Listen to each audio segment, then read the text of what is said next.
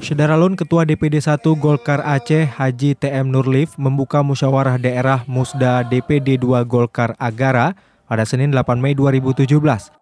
Acara ini dihadiri anggota DPR RI dari Golkar Muslim Ayub SH, anggota DPRA Aminuddin, kader Golkar AM, PG, pengurus parpol lainnya di Agara. Pada tahun 2014 yang lalu kita mencapai 11 kursi dari sebelumnya 4 kursi tahun pemilu legislatif tahun 2009. Barangkali saya harus menyampaikan apa adanya. Belum ada satupun kantor DPD 2 di Aceh ini yang bisa menyelenggarakan musda kecuali di Aceh Tenggara ini.